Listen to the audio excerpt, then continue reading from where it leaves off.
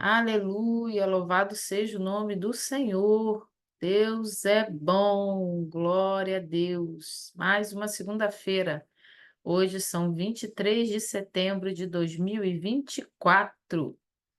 Deus maravilhoso, o Senhor nos concedeu estarmos aqui hoje, agradecendo a Ele, louvando o nome dEle. Grandes coisas o Senhor tem feito por nós, por isso nós estamos alegres. Queridos, amados do Senhor, nós estamos nos preparando para o nosso retiro agora em outubro. Iniciamos hoje 21 dias de jejum e oração pelo retiro. Você que não estiver participando, ainda dá tempo. Mas, irmã, assim, comecei meio atrasado, já foi um dia. Não tem problema, venha participar conosco. Você quiser participar do retiro também há tempo, você que ainda não fez a sua inscrição, entre em contato conosco, com a pastora Flávia, porque o Senhor tem grandes coisas a fazer em nossas vidas. Ele sempre tem, né? Seja no retiro, seja agora no estudo bíblico, seja num culto de oração, seja no quarto, seja em qualquer lugar. O Senhor tem feito grandes coisas. E você, eu queria incentivar você, se você tiver alguma pergunta, algum comentário, você pode usar também o chat aqui que tem no Zoom. Enquanto a gente estiver estudando, hoje vai ser o capítulo 9 de João. Enquanto a gente estiver estudando o capítulo, aí você tem alguma dúvida, você quer botar algum comentário, você pode usar aí o chat do Zoom, que aí no final, né, a gente dá uma olhadinha e a gente comenta, conversa alguma coisa, tá bom? Quero convidar você a orar. Vamos iniciar orando no nome de Jesus. Senhor, nesta noite nós louvamos o teu nome pelas maravilhas que o Senhor tem feito a nós, pelo teu nome que é glorificado em todo o tempo, por nossas vidas, pela natureza, pela pregação da tua palavra, pelos livramentos. Senhor, a criação exulta o teu nome, a tua presença. Nós louvamos a ti nesta hora por cada presente, pelo fôlego de vida, porque o Senhor não se ocultou de nós, o Senhor se revelou a nós, por isso nós temos um coração grato. O Senhor nos deu a graça de te servir. Nesta noite, Senhor, trata de nós, da nossa mente, o nosso coração, o nosso entendimento, a tua palavra, Senhor, que transforma, que alimenta, que cura, que sara, que faz coisas extraordinárias. É nessa noite, Senhor, que nós clamamos a ti. Clamamos a Ti, Espírito Santo, nos dá entendimento da Tua palavra, que possamos encerrar esse estudo, mais ainda alimentados por Ti, pelo pão que é a Tua palavra, que nos sacia, que nos alimenta, que nos fortalece, que nos dá entendimento de como agir, que fortalece a nossa fé, nos dá esperança e nos transforma. Nessa noite, visita cada um de forma individual e também de forma coletiva, porque nós cremos num Deus que trabalha de forma pessoal, mas também trabalha no todo, somos o teu corpo, Senhor. Nos ensina, Senhor, nos sara nessa noite, quebra cadeias, Senhor, de incredulidade. Quebra cadeias de incredulidade nessa noite, nos dá a fé que vem do alto, nos faz crer, nos dá entendimento, Senhor, de fé nessa noite, aumenta a nossa fé, precisamos crer todos os dias, nos dá uma fé que vem do alto, que vem direto de Ti, Senhor, no nome de Jesus. Amém. Louvado seja o nome do Senhor. Nós estamos em João, capítulo 9. Glória a Jesus, já estamos no capítulo 9. Abra sua Bíblia, capítulo 9 do Evangelho de João. Nosso amado João. Nós, semana passada, encerramos o capítulo 8. Você que não pôde estar com a gente, dá uma corridinha lá no YouTube e assiste lá. Outra coisa que eu quero pedir a vocês, vai lá no YouTube, compartilha os canais da igreja. Temos o canal da Stones of Law, temos o canal da Casa da Cura, que é o ministério dessa igreja. Vai lá, assiste, compartilha, comenta, aquela coisa que a gente está cansado de saber que precisa fazer para a inteligência artificial recomendar para outras pessoas, mas principalmente tem sempre alguém que você quer alcançar. Alguém que a palavra de Deus precisa alcançar. Essa pessoa que vier no teu coração, não deixe de encaminhar nessa noite o link da igreja onde nós temos os cultos, temos orações, temos um tempo, os 50 dias de jejum, tem lá no canal da igreja, que teve no ano passado, as outras campanhas de jejum, temos os testemunhos da Casa da Cura. Não deixe de assistir e de compartilhar para que a palavra de Deus venha alcançar mais pessoas. João capítulo 9, abra sua Bíblia, pegue o seu note, o seu caderno, sua caneta, arruma um cantinho para sentar, arruma água, um suco, um chá, para que você não durma.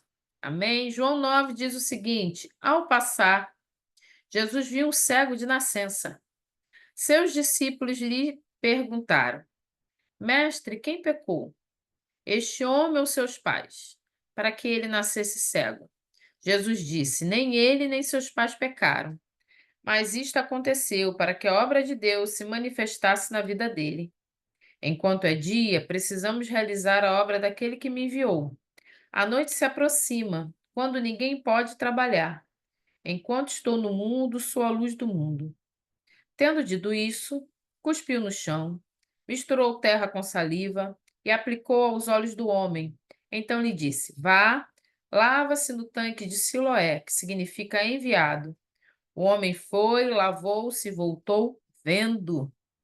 Seus vizinhos e os que anteriormente o tinham visto mendigando perguntaram: não é este o mesmo homem que costumava ficar sentado mendigando? Alguns afirmavam que era ele. Outros diziam: não, apenas se parece com ele. Mas ele próprio insistia: sou eu mesmo. Então, como foram abertos seus olhos? Interrogaram-no eles. Ele respondeu: o homem, chamado Jesus, misturou terra com saliva, colocou nos meus olhos e me disse que fosse lavar-me em Siloé. Fui, lavei-me e agora vejo. Eles lhe perguntaram: onde está esse homem? Não sei, disse ele. Por enquanto, até o 12. Aqui, Jesus estava passando, viu um cego de nascença, quer dizer, a pessoa nasceu cega. E Jesus aqui, ele cura esse homem. Algo muito interessante que a gente precisa se atentar é que é a única vez na Bíblia que você vai ver alguém sendo curado de cegueira de nascença. Existem outras curas de cegueira, mas de cego de nascença é a primeira vez que você vai ver aqui.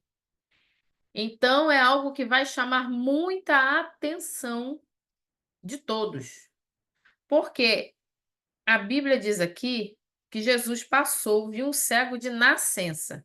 João deixa claro que ele nasceu cego.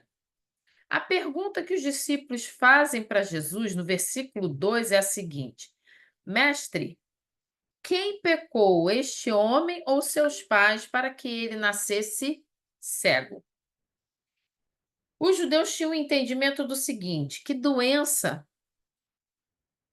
pessoa que nascia com alguma doença, ele estava vindo de, isso era resultado de pecado. Seja pecado dos pais, que os pais haviam cometido, os avós, alguém. Por quê?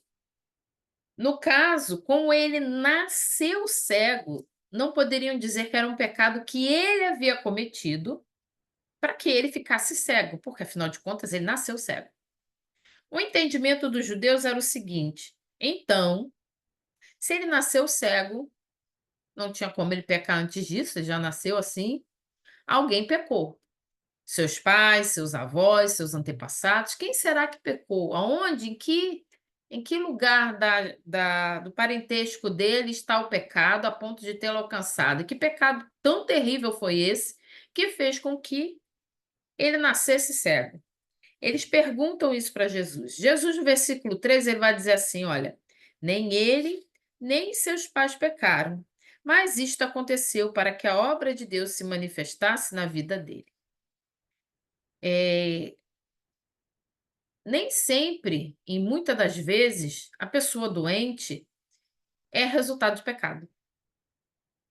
Algumas vezes é resultado de pecado vindo de uma vida que a pessoa não teve cuidado, uma vida que ela, por exemplo, a pessoa que foi ou teve uma vida em vícios, viveu uma vida totalmente errada, o seu corpo vai reagir por falta de cuidado, ele vai ficar doente, por desobediência à palavra, muitas vezes, mas nós não podemos olhar para uma pessoa e falar assim: "Se ele está passando por isso, é porque ele pecou.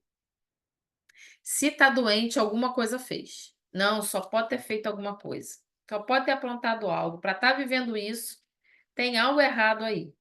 Foi exatamente o que aconteceu com os amigos de Jó. Os amigos de Jó, quando veem Jó passando por toda aquela provação, eles começam a dizer para ele confessar o pecado dele, pedir perdão pelo pecado dele, afinal só pode ser um pecado terrível para que Jó estivesse vivendo aquilo. Só que a palavra de Deus diz lá no livro de Jó que em um momento fala que Jó pecou, que foi por causa do pecado de Jó que ele estava passando porque ele estava passando. Ele era um homem pecador, nasceu pecador, mas a palavra em nenhum momento diz que o que ele estava vivendo era por causa de pecado. O que a palavra afirma para nós é o quê?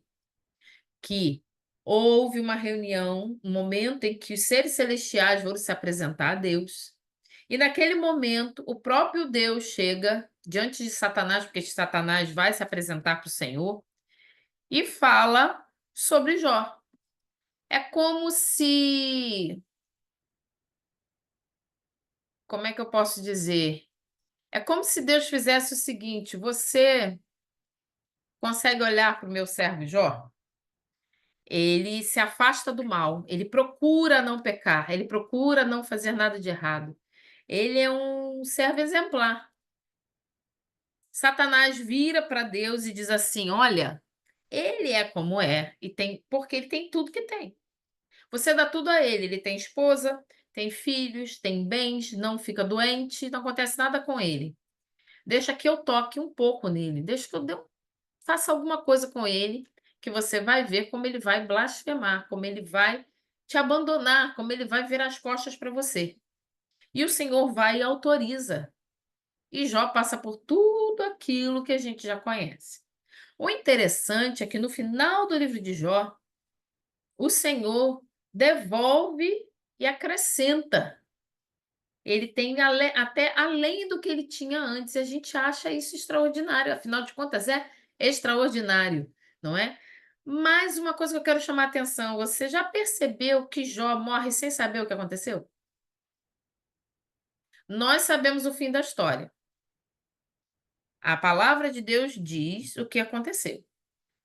Mas em nenhum momento a Bíblia diz que o Senhor disse para Jó o porquê do sofrimento dele. Em nenhum momento a palavra de Deus explica para Jó. O Senhor chega para Jó, envia um anjo, ou o próprio Deus, nas conversas que Deus tem com Jó, que se você ler o livro, você vai ver que aí o Jó questiona, o Senhor responde, tem um grande diálogo, várias conversas ali de Jó com Deus e Deus com Jó, mas em nenhum momento você vai ver o Senhor explicar para Jó o que aconteceu. Então Jó morre sem saber o que aconteceu. A gente sabe o fim da história, né? Mas ele não. E era porque Jó havia pecado? Não. Existem situações que nós vamos viver que pode até ser resultado do nosso pecado.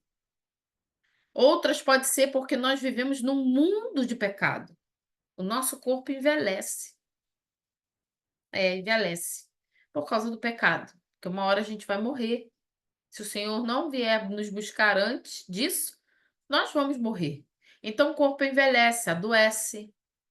Existem doenças que são comprovadas que é porque nós guardamos ressentimentos, mágoas, porque nós não cuidamos direito do nosso corpo. Existem doenças que são possessões demoníacas, sim, porque nós vamos ver na Bíblia, na própria palavra de Deus, situações em que um surdo passou a ouvir depois que o Senhor repreendeu. Não, o espírito mudo. O mudo passou a falar depois que o Senhor repreendeu o espírito mudo daquela pessoa. Então havia um espírito demoníaco que fazia com que aquela pessoa ficasse muda. É possível uma possessão demoníaca deixar a pessoa doente? Sim, e a Bíblia fala sobre isso. É possível ser resultado de pecado, de uma vida levada de qualquer maneira, sem cuidado, vida totalmente em pecado, envolvida nas coisas pecaminosas, sim. Mas existem situações que não é. Você quer ver um caso interessante? Abre sua Bíblia em Gálatas, capítulo 4. Você está em João, Gálatas ainda é Novo Testamento. Capítulo 4.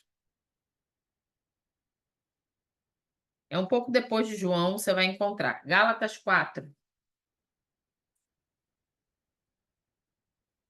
Gálatas também é uma carta que o apóstolo Paulo escreve às igrejas. A igreja está na Galácia. Então, é escrita aos Gálatas. Gálatas capítulo 4, versículo 13, tem uma observação interessante. Olha o que diz aqui. Gálatas 4:13 diz: Como sabem, foi por causa de uma doença que lhes preguei o evangelho pela primeira vez. Paulo está escrevendo aos Gálatas, ensinando eles, está preocupado porque eles estão voltando a práticas antigas que eles já tinham parado de fazer. Paulo tinha deixa claro, a gente lendo a carta aos Gálatas percebe que Paulo havia ensinado. E quando Paulo vai aconselhando aqui nessa carta, ele diz assim: Embora a minha doença lhes tenha sido uma provação, vocês não me trataram com desprezo ou desdém, ao contrário, receberam-me como se eu fosse um anjo de Deus, como o próprio Cristo Jesus. Quer dizer que eles receberam Paulo doente, cuidaram dele, amaram Paulo, e por causa dessa doença, Paulo foi e pregou o evangelho naquele lugar. Então, existem situações em que a doença não tem nada a ver com o pecado. Foi o caso aqui desse cego de nascença. A resposta de Jesus no capítulo 9, versículo 3 diz assim: Disse Jesus: Nem ele nem seus pais pecaram, mas isto aconteceu para que a obra de Deus se manifestasse na vida dele. Às vezes é para a glória de Deus, para que o nome do Senhor seja glorificado.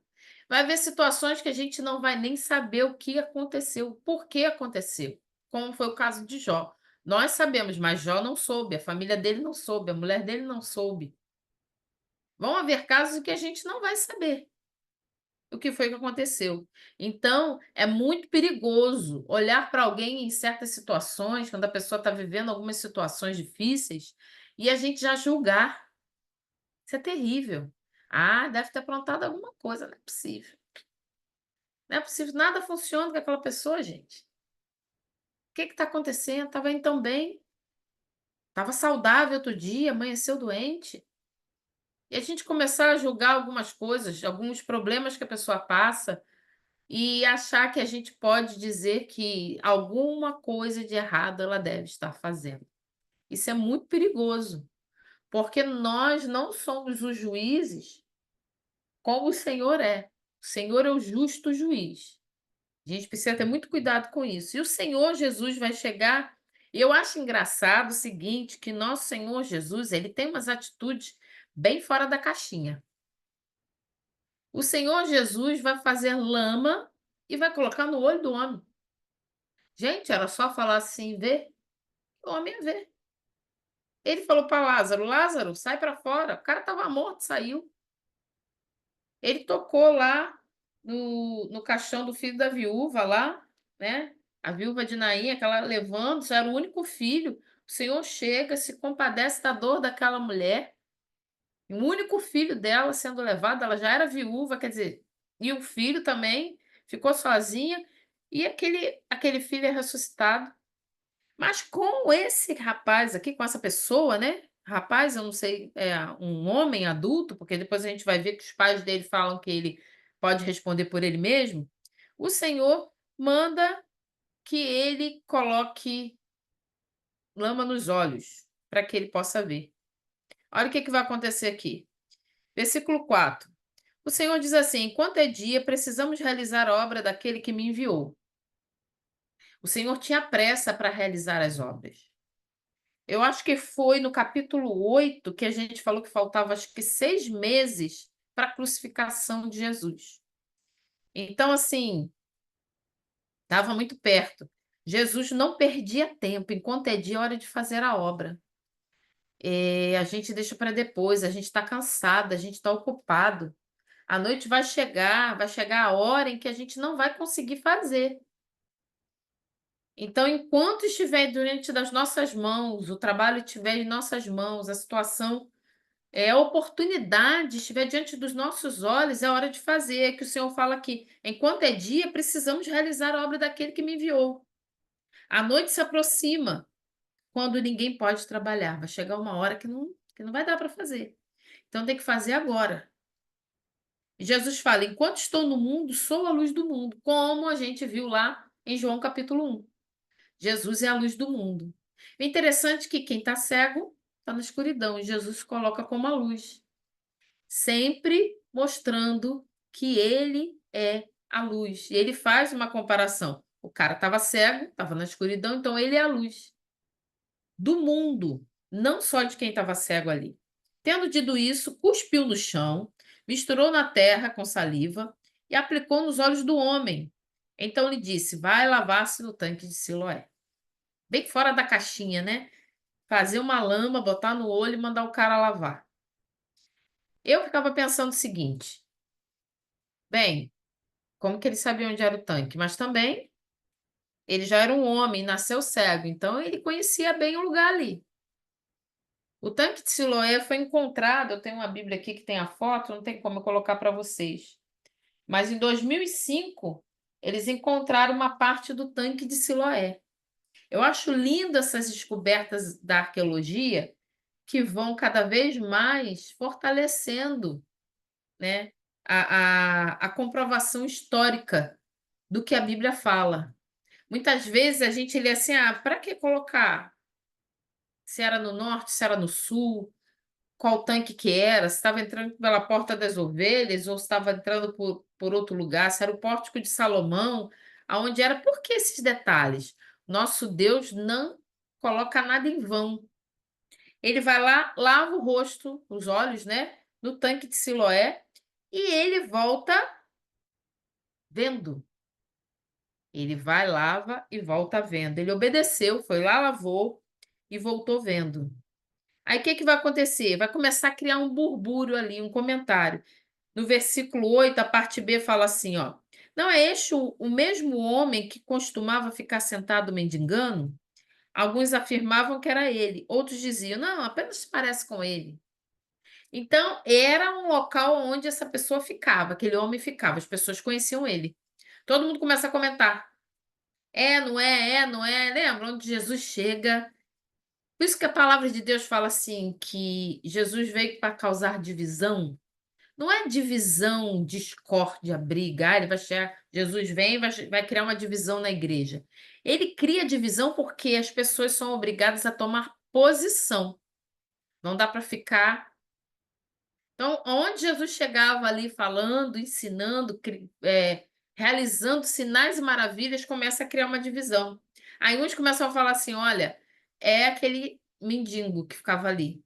Outros dizem: não, não, só se parece com ele, porque não é possível, ele nasceu cego. As pessoas vão começar a perguntar para ele.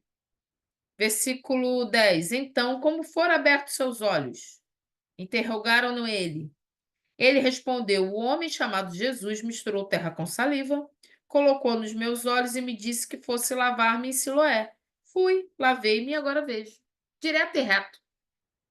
O cara não fez, né, não ficou rodeando, inventando história. Falou assim: ó, um tal aí que chama Jesus mandou lavar, mandou fazer assim, assim, assim, assim. Eu fiz tudo que ele mandou e agora eu vejo. Foi só isso que aconteceu.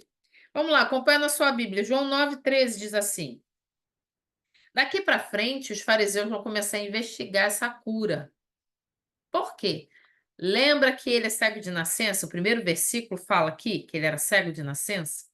Não tem na Bíblia outro, até então, que tivesse sido curado de nascença. Cego de nascença. Nasceu cego e foi curado.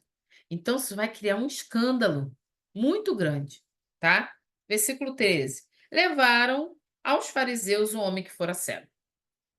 Então, pegaram ele e foram levar lá. Por que que acontece? É, existia uma regra do seguinte: quando a pessoa tinha uma doença e ela era curada da doença, ela tinha que se apresentar aos fariseus, se apresentar no templo para ser avaliado. Por exemplo, quando a pessoa estava com lepra e ela era curada, para que ela voltasse a participar da comunidade, ela precisava passar por uma avaliação das autoridades ali, dos fariseus, dos sacerdotes, para poder ver se estava tudo ok, se ele poderia estar junto com o povo. Fazem isso com esse rapaz, com esse homem. Pegam esse homem que era cego e levam aos fariseus para que ele fosse avaliado. Versículo 14. Era sábado, o dia em que Jesus havia misturado terra com saliva e aberto os olhos daquele homem. Eu não sei você, mas toda hora a gente encontra aqui um milagre feito no sábado, né? Jesus mostrando que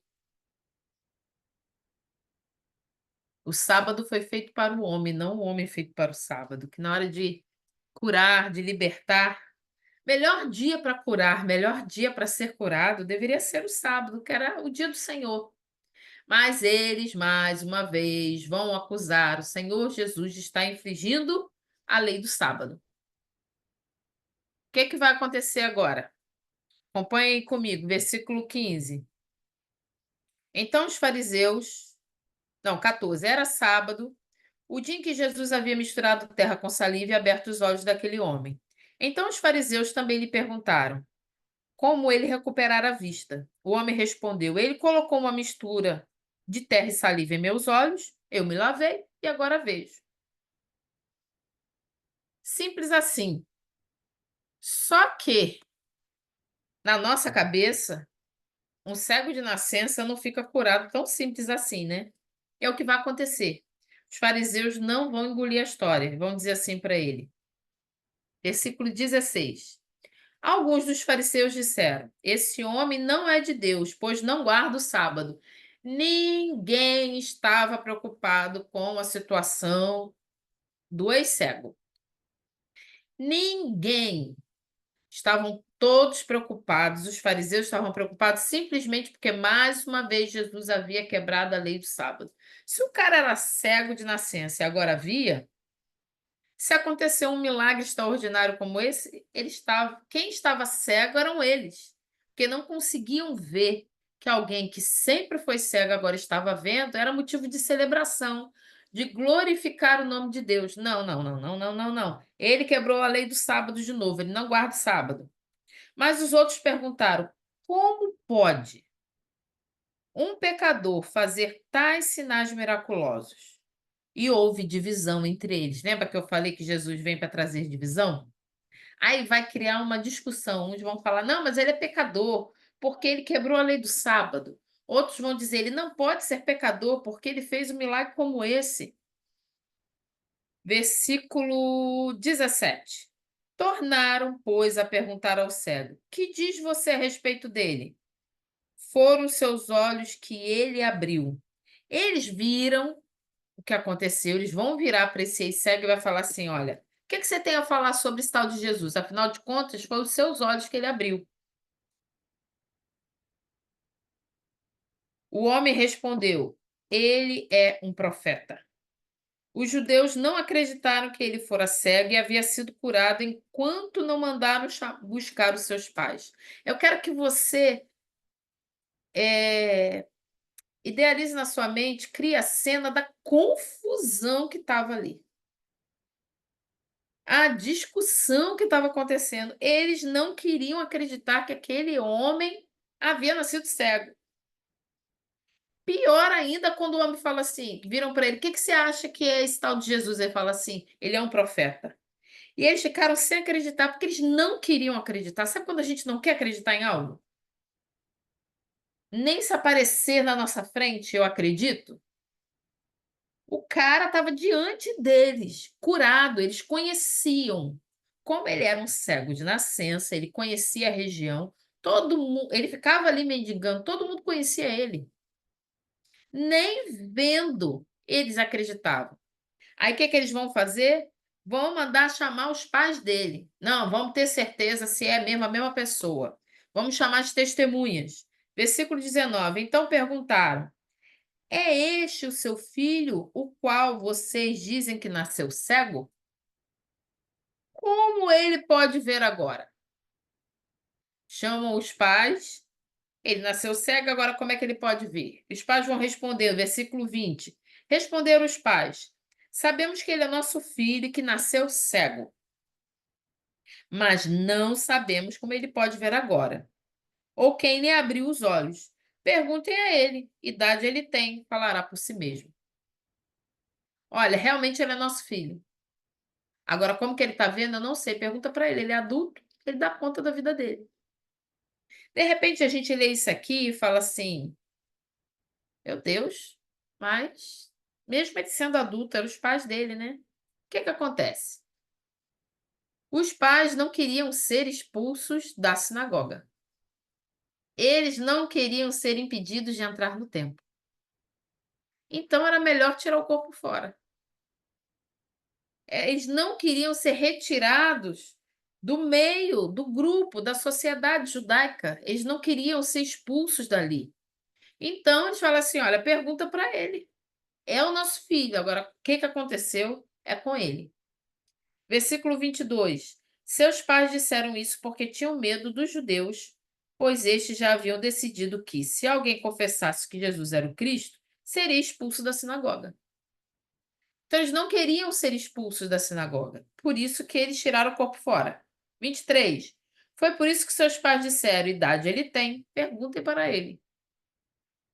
Pela segunda vez, chamaram o homem que fora cego e lhe disseram: gente, eu não sei vocês, mas eu estava lendo e começava a rir. Eu falei: meu Deus do céu, de novo. O cara já devia estar: gente, o que vocês querem que eu diga? Eu estou dizendo a verdade. Chamaram de novo, a segunda vez. Para a glória de Deus, diga a verdade. Sabemos que esse homem é pecador. Ele respondeu: não sei se ele é pecador ou não. Uma coisa sei: eu era cego e agora vejo.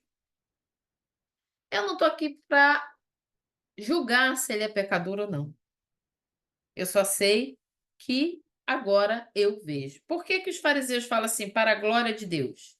Diga a verdade. Porque eles queriam era acusar esse ex-cego, esse homem.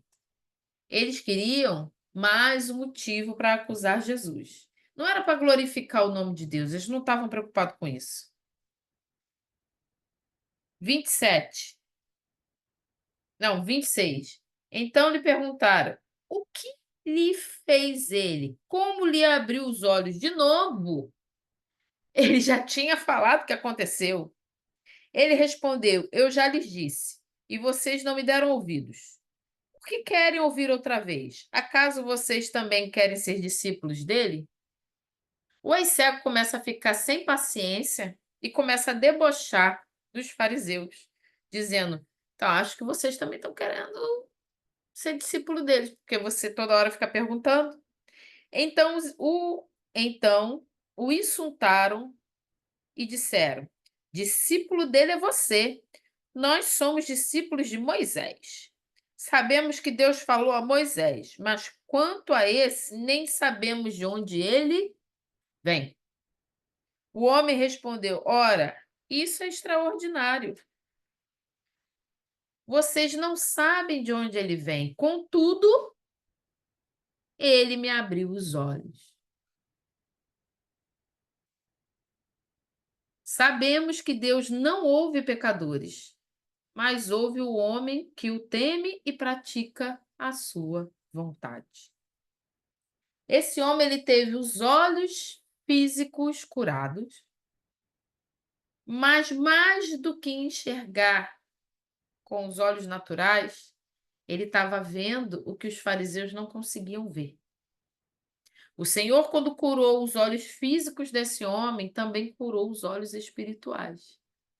Ele começa a ter discernimento que os outros não estavam tendo. Porque o que que ele diz aqui? Olha, nós sabemos que Deus não ouve pecadores, mas ele ouve o homem que o teme e pratica a sua vontade. Aquele que teme o Senhor e pratica a vontade do Senhor, o Senhor o ouve.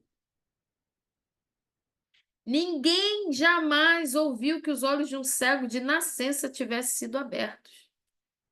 Se esse homem não fosse de Deus, não poderia fazer coisa alguma. Então agora ele já não começa mais a dizer como foi, mas ele já começa a debater com os fariseus, dizendo: olha, ninguém nunca ouviu dizer que um cego de nascença fosse curado. Eu nasci cego e agora vejo. Então, uma coisa só pode ser uma coisa: pecador ele não é. Ele é um profeta. Ele está fazendo coisas que vêm do Senhor. Versículo 34. Diante disso, eles responderam: você nasceu cheio de pecado. Como tem ousadia de nos ensinar? E o expulsaram. Como se eles não tivessem pecado. Chegou um ponto que o cego de nascença começou a ensinar os fariseus. Começou a dizer quem era Jesus. Em toda essa parte aqui, a gente viu mais uma vez os fariseus acusarem Jesus de mentiroso, de endemoniado, de pecador. Eles se recusavam a crer que Jesus era o Messias. É aquilo que eu falei, pode estar na minha frente, mas eu não acredito, eu não quero saber. Prefere viver na mentira. Muitas vezes, muitas e muitas vezes, pessoas ou nós mesmos já vivemos situações em que a gente não quis ouvir a verdade. Como a gente viu no capítulo 8 de João, Jesus é a verdade, não tem meia verdade, não tem várias verdades, tem várias mentiras.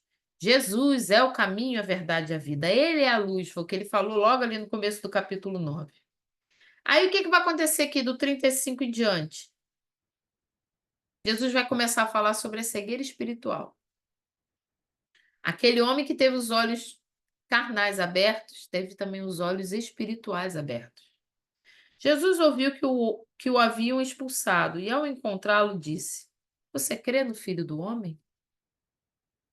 Depois dessa confusão inteira, gente, é assim, Jesus é muito doido, né? Faz lama, cura um cego de nascença e tem uma confusão porque ele curou no sábado. Eu não sei você, mas tem hora que, de repente, a gente pergunta assim: curava no domingo para evitar problema, né? Podia curar no domingo. Não, Jesus não estava para evitar problema. Jesus não estava ali para se esquivar da situação. Jesus estava ali para fazer a vontade do Pai. E qual o melhor dia para ver milagre acontecer do que seria no sábado, que era chamado de dia do Senhor? E agora ele vai chamar esse cego que foi expulso da sinagoga e vai chamar e vai dizer assim para ele: você crê no Filho do Homem? Lembra que João coloca para a gente crê ou não crê?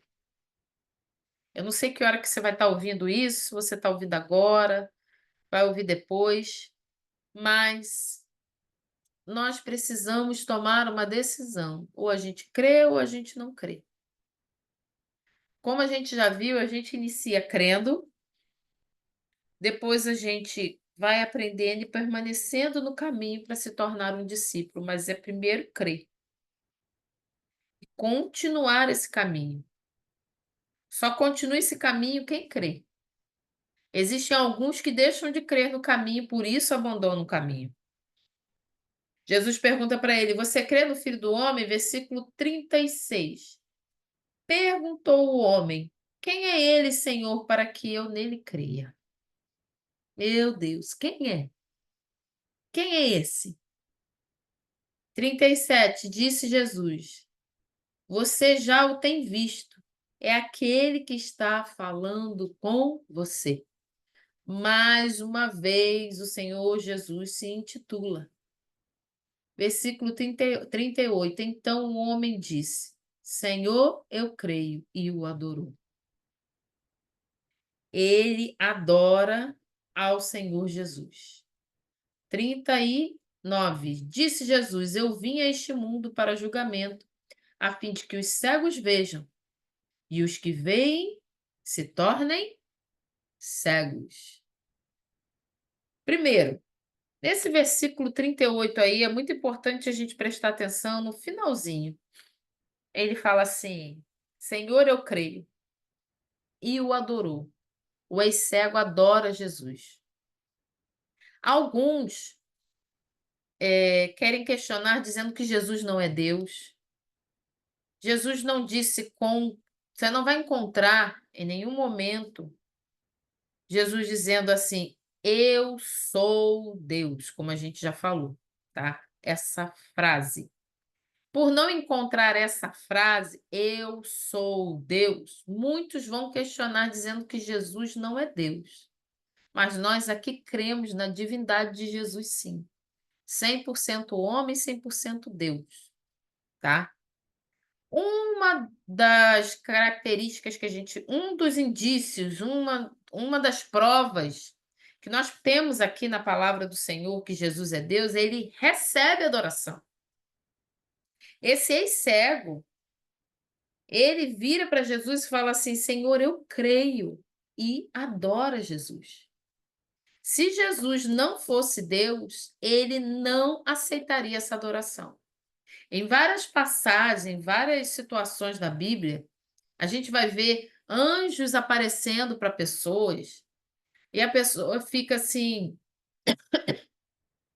desculpe, tão assustada com o que vê, tão amedrontada, tão em choque, que ela se prostra e adora o anjo, que ela fica confusa. E o que que o anjo faz? Não, não, não, levanta, levanta, não me adore, eu sou conservo como você. Não, não, não, não me adora, não. Levanta daí, tu faz isso não. Jesus não fez isso aqui. Ele recebe adoração. Ele tanto recebe adoração que ele fala o que que ele veio fazer no versículo 39. Ele diz: Eu vim a este mundo para julgamento, a fim de que os cegos vejam e os que veem se tornem cegos. É o que a gente estava falando agora há pouco. Os fariseus, que pensavam enxergar tudo, entender tudo, e até hoje tem muita gente assim, né? E muitas vezes nós fomos assim, e se nós estamos assim, é hora da gente ser sarado pelo Senhor, aquele que estiver assim. Pensa que sabe tudo, que conhece de tudo. Foi o que aconteceu aqui com os fariseus. Eles achavam que conheciam tudo, que sabiam de tudo. Viram o cego de nascença ser curado, mas estavam preocupados com o sábado, com a lei do sábado. Não, não, não, não, não pode espirrar. Não, não pode se mexer. Não, não, você não pode fazer isso. Mas espera aí, ele me curou. Não, não.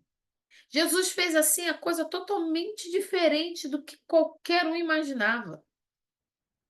Ele fez barro, botou nos olhos do homem e fez uma confusão no meio daqueles fariseus, no meio daquele povo, criou um furdunço para mostrar que ele veio trazer luz aos olhos de quem estava cego.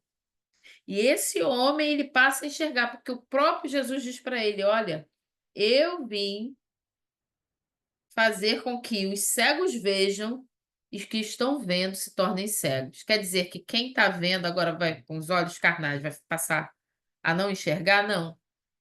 Mas aqueles que estavam cegos, espiritualmente, vão passar a ver. E os que pensam que veem vão se tornar cada vez mais cegos. Versículo 41. Disse Jesus: Se vocês fossem cegos, não seriam culpados de pecado. Mas agora que dizem que podem ver, a culpa de vocês permanece. Se vocês não soubessem, poderia até não ter a culpa, mas agora vocês já sabem. Os fariseus já sabiam quem era Jesus, mas não queriam entender e receber Jesus como Filho de Deus.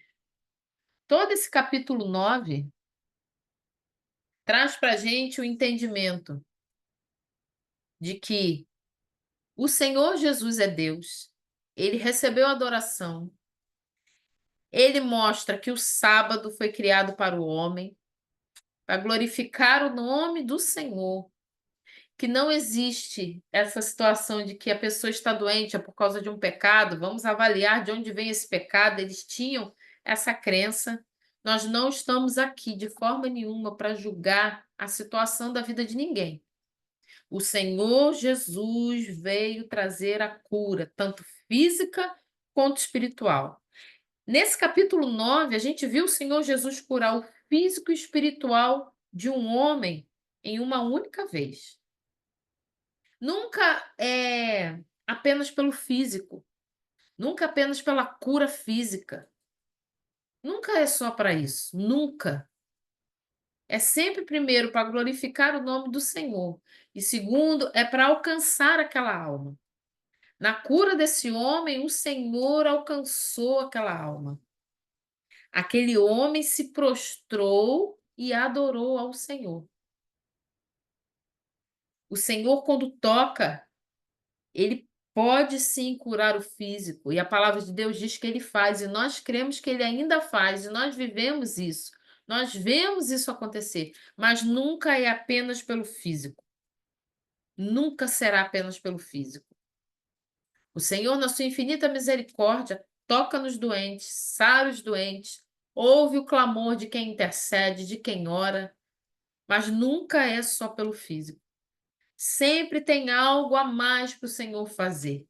Primeiro glorificar o nome do Senhor e depois alcançar a alma da pessoa. Esse homem que começa a história nascendo cego, sendo julgado por alguém ter pecado, ele está carregando o pecado de toda uma família, termina sendo aquele que, além de curado fisicamente, sai enxergando o que os fariseus não queriam ver. O Senhor sara ele por completo. O nosso Senhor sara por completo. Nessa noite, pense, o Senhor sara por completo. Ele sara a sua vida, ele sara a minha vida, ele sara fisicamente e espiritualmente. Amém? Louvado seja o nome do Senhor. Glória a Jesus. Alguém quer comentar alguma coisa? Glória a Deus. Aleluia. Saúde. 14, 15 pessoas hoje com o Johnny aqui do lado. Ressuscitou? Glória a Jesus. Louvado seja o nome do Senhor. Segunda-feira que vem, se o Senhor nos permitir, a gente vai estudar o capítulo 10. Fala sobre o pastor e o seu rebanho. Jesus é o bom pastor. Aleluia. Glória a Jesus. Vamos orar? Louvado seja Deus. Mais uma vez, gente, eu quero lembrar vocês, estamos no jejum de 21 dias pelo retiro, mergulhando no sobrenatural. Você quiser participar, vai ser agora em outubro, dias 18 de outubro? 18, 19, 20? Você que quiser participar, manda uma mensagem para a gente. Ainda há vagas, o Senhor. Todo retiro é extraordinário, porque o Senhor é misericordioso e faz coisas extraordinárias no nosso meio. Você que estiver ouvindo a gente ainda nesse mês de setembro ou antes do dia 18 de outubro, manda uma mensagem para a gente, no nome de Jesus. Antes do dia 18 de outubro de 2024, né? Porque nós cremos que vai ficar gravado lá no YouTube, então não sei quando as pessoas vão estar ouvindo. Lembrando que você pode ainda participar desses 21 dias de jejum e oração conosco, em prol desse retiro, no nome de Jesus. Não deixe de compartilhar lá o vídeo, entrar, assistir. Vai estar no canal da igreja a partir, provavelmente, de quinta-feira. Vamos orar? Glória a Jesus. Senhor, nesta noite nós agradecemos a Ti. Ah, Deus, o Senhor é bom, maravilhoso, santo e poderoso. Nós te glorificamos porque é o Deus que cura. Oh, aleluia. Toca, Senhor, no doente nessa hora. Toca, Senhor, em todos que estão aflitos nos hospitais nessa hora. Senhor, nós queremos orar pelos doentes físicos nessa hora. Toca nos corações, toca nos olhos, toca nos ouvidos, Senhor, vai tocando nos órgãos. Meu Deus, no estômago, no intestino, no rim, no fígado. no cérebro, nas doenças ocultas, Senhor, aquilo que o médico não deu diagnóstico. Meu Deus, nós não precisamos de diagnóstico médico para ver o milagre acontecer. Somos um povo que crê, um povo, Senhor, que ama teus milagres, porque te ama, Senhor. E o Senhor ainda faz no meio do teu povo. O Senhor tem escutado a oração desta casa, que ora, ora, ora, e o Senhor responde. Visita, Senhor, os que estão aflitos nos hospitais nesta hora. Pai, os que estão passando por alguma cirurgia.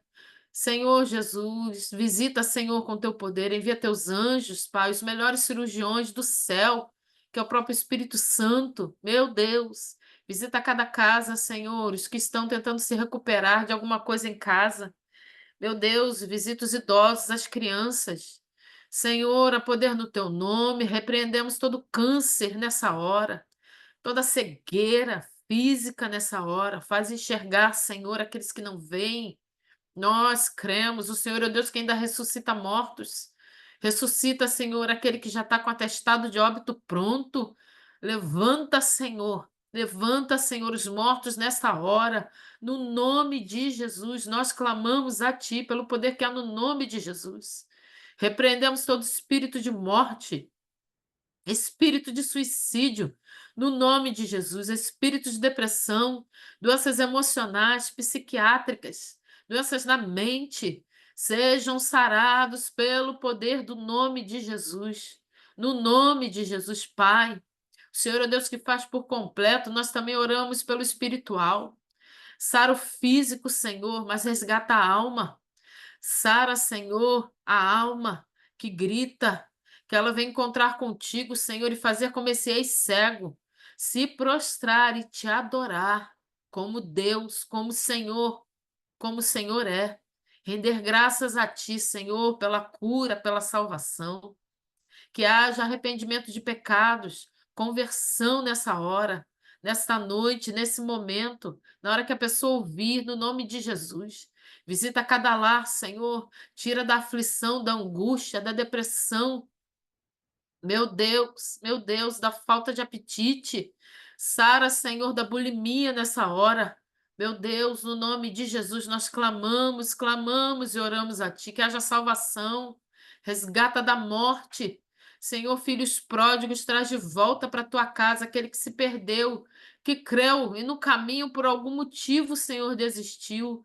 Os que estão passando por provações intensas.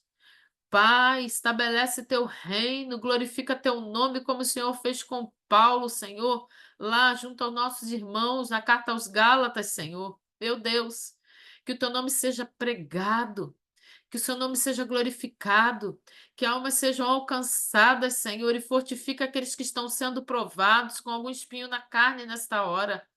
Senhor, a tua graça nos basta, a tua graça nos basta. Fortifica-nos, Senhor, na fé, de fé em fé, de glória em glória, dia após dia, pelo poder do teu nome. Nós te exaltamos e já te agradecemos por cada testemunho, Senhor, que vamos receber de milagres e maravilhas ainda hoje, Senhor. No nome santo de Jesus, nós te louvamos, Pai, e te agradecemos. Amém, amém, amém, amém. Glória a Jesus. Obrigada, Pastora Rose. Aleluia. Louvado seja o nome do Senhor. Vamos ver aqui se eu acho os nomes aqui sem perder ninguém. Louvado seja Deus, nossa querida irmã Fátima, Fernanda. Tem um iPhone aqui, eu não sei se é Elisete, geralmente é ela.